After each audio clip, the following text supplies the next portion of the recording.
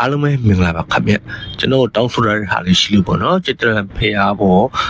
မဖူးရတာကြာပြီနောက်ပြီးတော့จิตတလန်ဖေအားပေါ်နေမြင်ရမယ့်မော်လမြိုင်ကြီးကိုမမြင်ရတာကြာပြီဆိုပြီးတော့တောင်းဆိုရတဲ့အတွက်ပါဒီဗီဒီယိုလေးက